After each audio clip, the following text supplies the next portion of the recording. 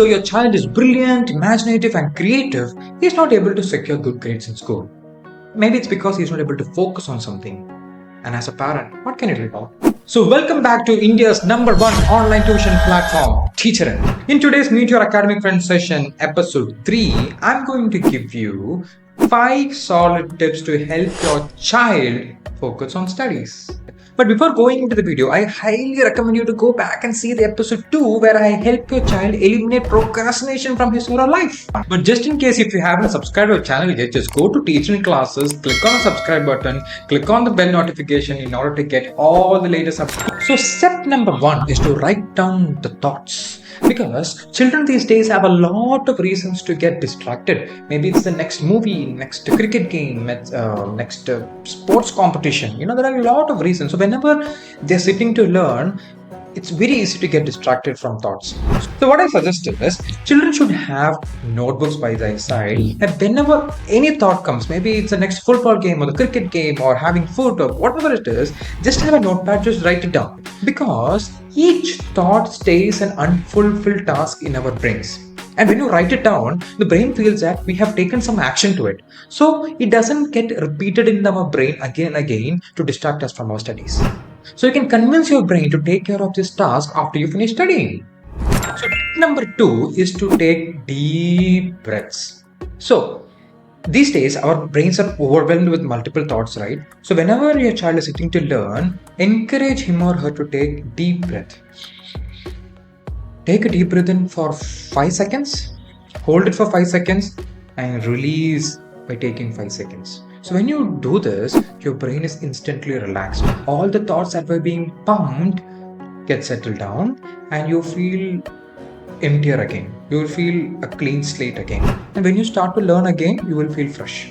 So this is a very short technique but a very effective technique. Number 3 is my favorite tip because it helps to find your child's focus time.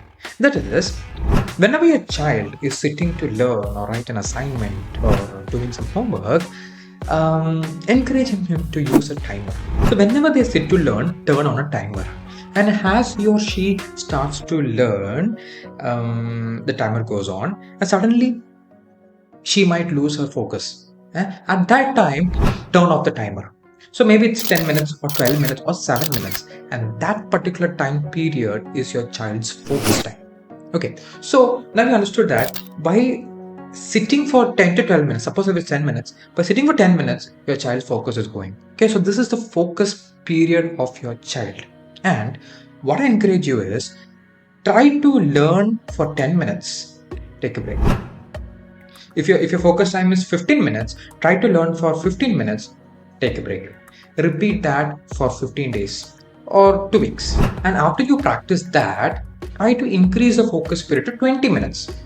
Okay, so study for 20 minutes, take 2 minutes break or 5 minutes break and repeat that for next 15 days or a week. So you're gradually increasing your focus period, your focus time. And eventually you will end up learning about 45 minutes at a single stretch without losing your focus, because your focus, like your muscles, can be trained. So a student that had a 10-minute focus period can have a 45-minute focus period, and this has to be gradually increased. We cannot force it upon a child, but they can be trained gradually. So in the 4th tip, you're going to make your environment or your room stop you from distracting yourself. So first you have to eliminate everything that is going to distract you. If you have unnecessary books, if you have some posters, if you have Iron Man poster or Dhoni's or Sachin Tendulkar's poster, eliminate it. Because whenever you look at them, your mind will start to wander. So that's the first thing that you have to do. Second thing, have memo pads. So memo pads are sticky notes where you can place in multiple area of your room, and you have to write it time to learn. So whenever your child is sitting to learn and suddenly he starts to wander, and if he looks at the the memo pad, he suddenly remembers, oh, it's time to learn, and he comes back to learn. So this way your environment will help you stay focused on your studies. And as a bonus tip, I would like to tell you that always keep your table, your environment clean, and if it is possible, have a white wall so your mind is less distracted. So, fifth and the last tip is a unique learning method called as adventure studying. So I know you and me, we always have a desk, a chair, So first point is, whenever you sit, don't use this place to play games and stuff like that.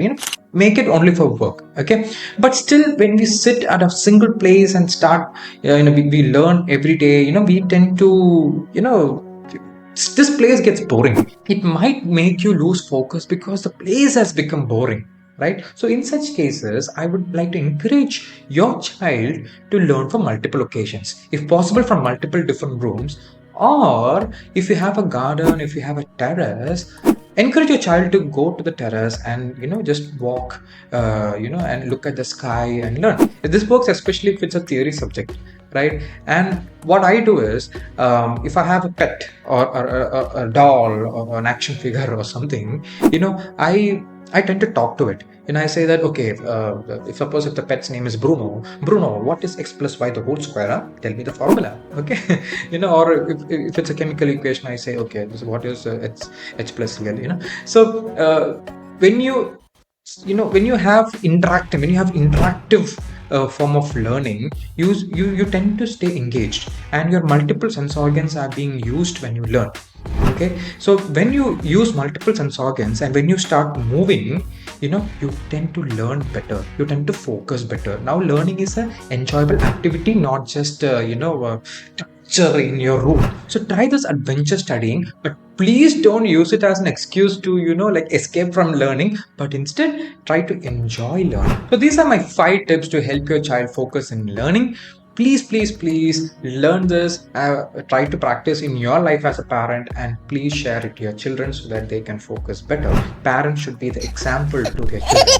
If you want an external help, suppose if you're busy in your work and you don't have time to help your child, we can help you. So at Teacher in Classes, what we do is we provide online one-to-one tuitions where your child is sitting with a single tutor, and the tutor gives personalized sessions for your child, so that when he or she is sitting in a one-on-one setup, the chances of the focus going is very less, it's almost zero.